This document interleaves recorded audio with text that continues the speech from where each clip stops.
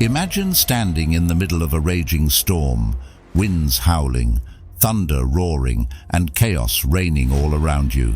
Yet, amidst this turmoil, you remain utterly unmoved, calm, collected, and in complete control. What if I told you that this level of control over your emotions, especially anger, is not only possible, but within your grasp right now?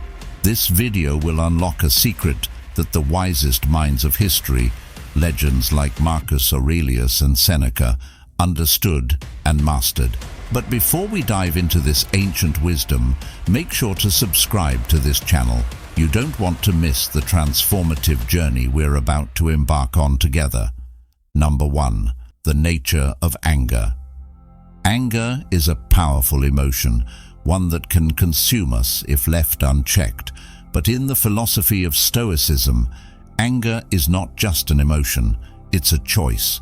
The Stoics believed that no one can make us angry, only we can do that to ourselves. This radical idea might seem foreign in today's world, where we often blame others for our emotional outbursts.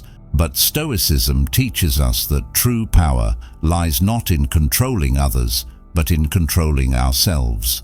Marcus Aurelius, a Roman emperor who ruled with wisdom and restraint, once wrote, "The best revenge is to be unlike him who performed the injury." In this simple yet profound statement, he encapsulates the essence of Stoic thought. Anger, when it arises, is a natural human response, but the Stoics saw it as a weakness, a crack in the armor of our rational mind. To be truly strong, they argued, we must learn to master this emotion, to recognize it for what it is, a fleeting impulse that, if acted upon, only serves to diminish us. The Stoics didn't just preach about the dangers of anger, they lived their philosophy. Seneca, another great Stoic philosopher, faced numerous challenges and injustices throughout his life, yet he remained steadfast in his commitment to self-control. He famously said, "Anger, an acid that can do more harm to the vessel in which it is stored than to anything on which it is poured." This vivid imagery serves as a powerful reminder of the self-destructive nature of anger. It's a corrosive force that eats away at our inner peace, leaving us empty and hollow. So, how do we, like the Stoics, gain control over our anger? The first step is understanding that anger arises from our perceptions, not from external events. We get angry not because of what happens to us, but because of how we interpret those events. If someone insults you, it's not the insult that makes you angry. It's your decision to take offense that fuels the fire. Change your perception, and you change your emotional response. This is the first lesson in our journey towards mastering anger, a lesson rooted deeply in Stoic philosophy. Number 2, rewriting the script of your mind. We often believe that our emotions, especially anger, are beyond our control, that they're automatic reactions to the world around us. But what if I told you that this belief is a lie we tell ourselves to justify our emotional outbursts? Stoicism teaches us that our emotions are not dictated by the external world, but by the script we choose to write in our minds. In this chapter, we'll explore how to rewrite that script and take back control over our emotional responses. Epictetus, a former slave who became one of the most revered Stoic philosophers, taught that it is not things that disturb us, but our judgments about them. This simple yet profound truth lies at the heart of Stoic philosophy. When we get angry, it's not because of what happened, but because of the story we tell ourselves about what happened. This story, crafted by our judgments and perceptions, is what fuels our emotions. Consider this.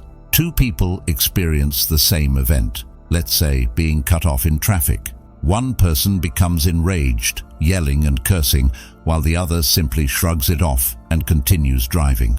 The difference isn't in the event itself, but in the interpretation of that event. The first person sees it as a personal affront, an act of disrespect, while the second person sees it as just another minor inconvenience in the day. The event is neutral, the emotion is optional. To master anger, we must become aware of the stories we tell ourselves, the judgments we make that turn neutral events into emotional triggers. The Stoics believed in examining these judgments with a critical eye, challenging them, and ultimately rewriting them to align with reason and virtue. This practice is not easy. It requires vigilance, self-awareness, and a commitment to growth. But the rewards are immense. A mind that remains calm in the face of provocation, a heart that is untroubled by the actions of others. In rewriting the script of our minds, we take the first step towards emotional freedom.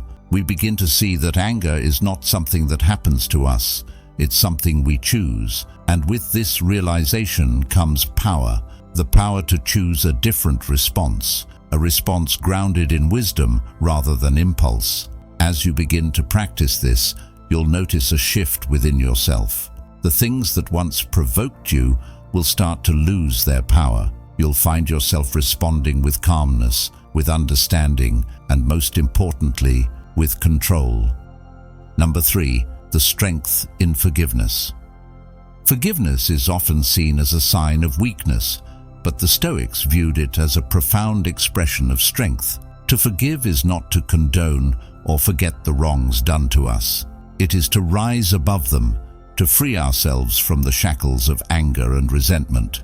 In this chapter, we'll explore how forgiveness can be a powerful tool in our journey towards mastering anger and achieving inner peace. Seneca once wrote, "A great mind is above insults, injustice, and attacks. It is the mark of a great mind to be unaffected by these." This statement reflects the Stoic belief that true strength lies in our ability to remain unaffected by the actions of others. When we forgive, we're not letting the other person off the hook. We're releasing ourselves from the emotional burden of anger. We're choosing to rise above, to maintain our inner peace, regardless of external circumstances. Forgiveness, in the Stoic sense, is not about absolving others of their wrongs. It's about freeing ourselves from the destructive emotions that hold us back. Anger, when left unchecked, festers into bitterness and resentment, poisoning our thoughts and clouding our judgment. But when we choose to forgive, we release this poison from our minds, allowing us to think clearly and act with wisdom. It's an act of self-liberation, a reclaiming of our inner peace. The Stoics understood that forgiveness is not a one-time act, but a practice, a habit of mind that we cultivate over time. It requires us to continually examine our thoughts, to challenge our judgments, and to choose peace over conflict. This practice is not easy, especially when we've been deeply hurt or wronged, but it is precisely in these moments that forgiveness becomes most powerful. By forgiving, we assert our control over our emotions, refusing to let anger dictate our actions. In practicing forgiveness, we embody the Stoic ideal of inner strength. We become impervious to the slights and injustices of the world, maintaining our composure and our dignity in the face of adversity. This is the ultimate goal of Stoicism, to cultivate a mind that is unshakable, a heart that is undisturbed, and a life that is guided by reason and virtue. As we continue on this journey, we'll discover that forgiveness is not just a gift we give to others, it's a gift we give to ourselves. Number 4, embracing the present moment. One of the core teachings of Stoicism is the importance of living in the present moment. Anger, like many other destructive emotions, often arises from dwelling on the past or fearing the future. But the Stoics believed that true peace and contentment can only be found in the here and now. In this final chapter, we'll explore how embracing the present moment can help us master our anger and live a life of greater clarity and purpose.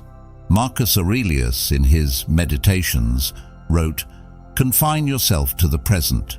This simple directive is at the heart of Stoic practice.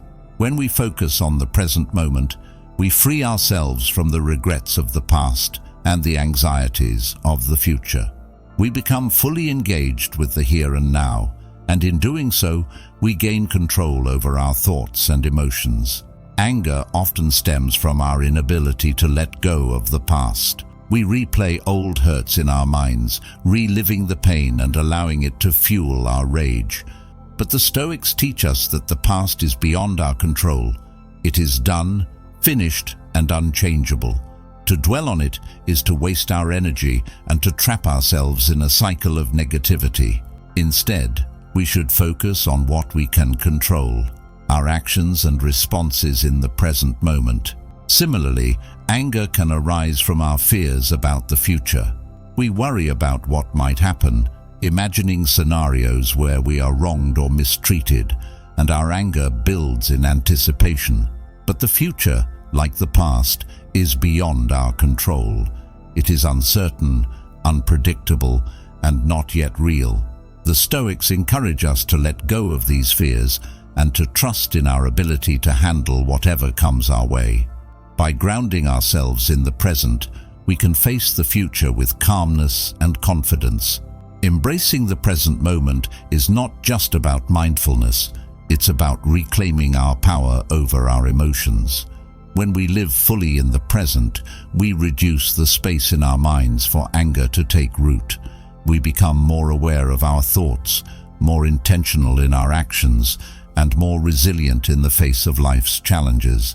This is the essence of Stoic wisdom: to live with purpose, to act with reason, and to maintain our inner peace, no matter what life throws at us. As we conclude this journey through the Stoic approach to mastering anger, remember that this philosophy is not just a set of ideas, it's a way of life.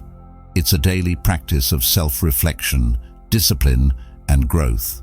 By applying these teachings, you can achieve a level of self-control and inner strength that will transform your life. You will never be a slave to anger again. Instead, you will stand firm, like a rock in the storm, calm, collected, and in control.